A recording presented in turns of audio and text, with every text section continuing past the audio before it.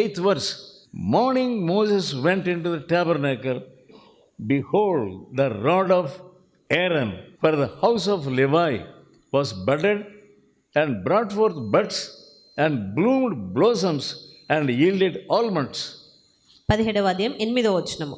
మరునాడు మోషే సాక్ష్యపు గుడారంలోనికి వెళ్ళి చూడగా లేవి కుటుంబపుదైన అహరోను కర్ర చిగిర్చియుండును. అది చిగిర్చి పువ్వులు పూసి బాదము పండ్లు గలదాయెను. Morning itself he went. ఉదయకాలమునే అతను వెళ్ళాడు. He was such a obedient person. అంత విధేయత కలిగిన వ్యక్తి. Whatever God says, he used to do. He used to obey. దేవుడు ఏది చెప్పినా అతడు దానికి విధేయత చూపించేవాడు. He didn't think in himself that God is a mad God. తనలో తానే దేవుడేమో వెర్రివాడు అని తలంచలేదు. If you plant any stem, it will have life. ఒక కొమ్మను గనక మనం నాటినట్లయితే దానికి కొంత జీవం వస్తుంది, అది బ్రతకగలుగుతుంది. But Aaron's rod, he saw buds and also almonds. మరి ఇక్కడ చూసినట్టయితే ఆ ఎండిపోయినటువంటి అహరోను కర్రను ఇది చిగిర్చి పువ్వులు పూసి అదే రీతిగా పండ్లు కాయడం కూడా చూస్తున్నాము. He did not argue with God. అతడు దేవునితో ఏమి వాదించలేదు. Lord, what is this? ప్రభువా ఏంటి ఇది? If you ask me to put that stem or rod in the soil, we may see some result. ప్రభువా ఏదైనా కర్రను నేలలో నాటినట్లయితే మనం ఏదైనా కొంత ఫలితాన్ని ఆశించవచ్చు, చూడవచ్చు. Did he argue? ఆ రీతిగా అతను ఏమైనా వాదించాడా? Many people, they are filled with arguments. చాలా మంది వాదనలతో నిండిపోతారు. If God says something, దేవుడు ఏదైనా చెప్పినప్పుడు they will immediately say, not like that, Lord. It will not happen like that. వెంటనే వారు అలా కాదు ప్రభువా, అది అలా జరగదు ప్రభువా అంటారు. We must plant it in the soil. మనం దాన్ని నేలలో లేదా మట్టిలో నాటాలి. But what we see, కానీ మనం ఏం చూస్తున్నాము? we see the tremendous power. అక్కడ ఎంతో గొప్ప శక్తి పనిచేయడం. We see the resurrection power. అక్కడ మనం పునరుత్థాన బలం పనిచేయడం చూస్తున్నాము. It was blossom with flowers and almonds. అది చిగిర్చి పువ్వులు పూసి బాదాము పండ్లు గలది అయింది. How it happened? ఏ రీతిగా జరిగింది అది? You must believe the power of God. నీవు దేవుని శక్తిని నమ్మాలి. The Shekinah glory of God rested in the ark. షకైనా మహిమ అనేది అక్కడ మనము మందసంలో చూస్తున్నాము. That is the resurrection power of God. అది దేవుని పునరుత్థాన శక్తి. Many things we see in the Bible. ఎన్నో సంగతులను మనం బైబిల్లో చూడగలుగుతాం. When we see Elijah, మనము ఏలియాను గూర్చి చూసినప్పుడు he shut heaven for 3.5 years. అతడు 3.5 సంవత్సరముల పాటు ఆకాశమును మూయగలిగాడు వర్షం రాకుండా. Before the king, he told. మరి అతను ఆ రీతిగా ఆజ్ఞాపించక మునుపు Then he see the power of God operating in his daily life also. అతని దైనందిన జీవితంలో దేవుని శక్తి పనిచేయడం అనేది అతను చూడగలిగాడు. In the time of starvation, క్షామం ఉన్నటువంటి సమయములో he was at the stream. అతడు వాగు దగ్గర ఉన్నాడు. And what about his food? మరి అతని ఆహారం సంగతి? Ravens were coming every morning and night. ప్రతి ఉదయమున సాయంకాలమున కాకోలంలో అతనికి ఆహారం తీసుకొని వచ్చాయి. Some ravens bringing loaf. కొన్ని కాకోలములు రొట్టెని తీసుకొని వస్తున్నాయి. Some ravens bringing meat.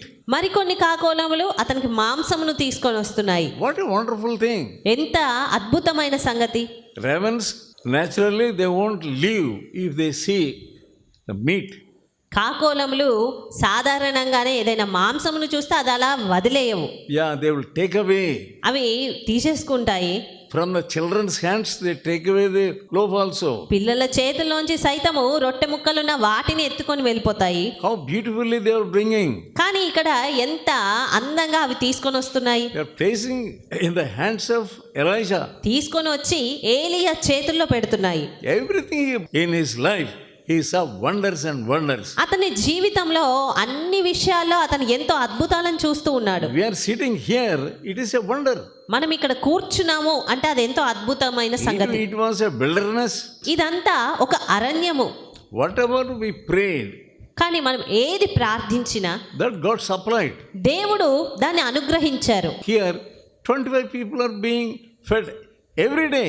ఇక్కడ చూసినట్టయితే ప్రతి దినము 25 మంది సుమారుగా పోషించబడుతూ ఉన్నారు. And without asking anyone, ఎవరిని అడగకుండానే God was bringing. దేవుడు తీసుకొస్తూ ఉన్నాడు. He is fulfilling every need. ప్రతి అవసరతను ఆయన తీరుస్తున్నాడు. And also Elijah saw the living power when he raised up a dead boy. అదే రీతిగా ఏలియా మరి దేవుని యొక్క జీవము కలిగిన శక్తిని చూడగలుగుతూ ఉన్నాడు. ఒక చచ్చిన వ్యక్తిని లేపినప్పుడు, బాలుని లేపినప్పుడు The power of resurrection entered into that boy. దేవుని శక్తి ఆ యొక్క బాలుడిలోనికి ప్రవేశించింది. And Elisha also, మరి ఎలీషా విషయంలో కూడా a dead child was raised up when he was dead. ఆ అబ్బాయి చనిపోయినప్పుడు తిరిగి జీవంతో లేవగలిగాడు. He prayed, Lord, give me the spirit of Elijah. ప్రభువా ఏలియా ఆత్మను నాకు ఇవ్వండి అని ప్రార్థించాడు. And God gave him the దేవుడు power. అదే రీతిగా అట్టి శక్తిని ఇచ్చాడు. And he also did many things. Elisha కూడా అతని వలనే ఎన్నో గొప్ప కార్యాలు చేశాడు. When he was dead, అతను చనిపోయినప్పుడు they put him in some place. ఒక చోట అతన్ని సమాధి చేశారు. And somebody brought a dead body and kept there in that same place. ఆ తర్వాత దినాల్లో ఎవరో చనిపోతే తీసుకొచ్చి ఇతన్ని ఉంచిన సమాధిలోనే అతన్ని పెట్టారు. And that dead body raised up and stood up. మరి ఇతని శవము అతని శల్యములను తాకగానే అది జీవము కలిగినదై నిలిచినదిగా ఉన్నది. Even when he was dead, అతను చనిపోయినా కూడా the power of God was operating even in the dead bones. అతనిలో ఉన్నటువంటి ఆ ఎముకల్లో ఉన్నటువంటి దేవుని శక్తి ఇంకా పనిచేస్తూనే ఉంది. The dead person revived and stood on his feet. అతని సమాధిలో ఉంచినటువంటి చచ్చిన వ్యక్తి జీవము కలిగి నిలుచున్నాడు. So every time you expect some miracle, మరి ప్రతి సమయంలో నీవు ఏదో ఒక అద్భుతమును ఆశించగలగాలి. God will fulfill your desire. దేవుడు నీ ఆశనంతటిని కూడా నెరవేరుస్తారు. Lord, in my life, I want to see some miracle. ప్రభువా నా జీవితంలో నేను ఆశ్చర్య కార్యమును చూడాలనుకుంటున్నాను. Our God is a living God. మన దేవుడు జీవం కలిగిన దేవుడు. He is not a dead God. ఆయన నిర్జీవము లేదా చచ్చిన దేవుడు కాదు. Many heathen people, they were praying for inanimate objects. ఎంతో మంది అన్యులు మరి కదలలేనటువంటి వాటికి They బ్రొక్కుతూ pray, ఉంటారు, జీవం లేని వాటికి. they pray, but they don't see any experience with those gods. వారు వాటిని ఆరాధిస్తారు, పూజిస్తారు, కానీ వాటి నుండి ఎలాంటి ఆశ అనేది కలగదు, అనుభవం రాదు. When we come to New Testament, అయితే మనం క్రొత్త నిబంధనలోనికి వచ్చినప్పుడు we see Peter. మనం పేతురును గురించి చూస్తే He was filled with the power of God. అతడు దేవుని శక్తితో నింపబడ్డాడు. When Tabitha died, తబిత చనిపోయినప్పుడు she was called Dorcas also. ఆమెను దోర్కా అని కూడా పిలిచేవారు. He prayed for her అతడు ఆమె కొరకు ప్రార్థించాడు. and she rose up. అప్పుడు ఆమె తిరిగి బ్రతికింది. Such things he saw in his life. అతని జీవితంలో అతడు అలాంటి కార్యములు చూశాడు.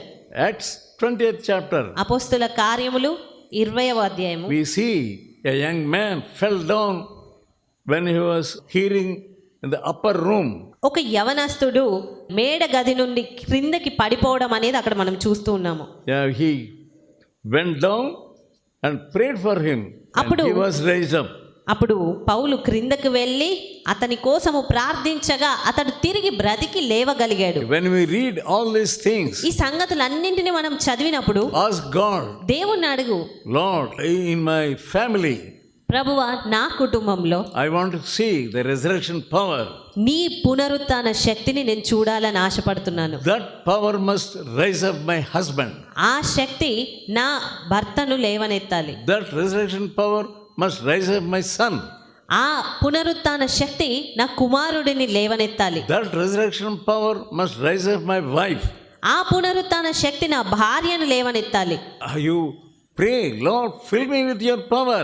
ఆ రీతిగా ప్రభువా నన్ను నీ శక్తితో నింపు అని ప్రార్థించాలి. If you pray like that, నీవు అలా ప్రార్థిస్తే God will fulfill your desire దేవుడు నీ ఆశలన్నిటినీ కూడా నెరవేరుస్తాడు. for the glory of God. ఆయన మహిమార్థమై నెరవేరుస్తారు.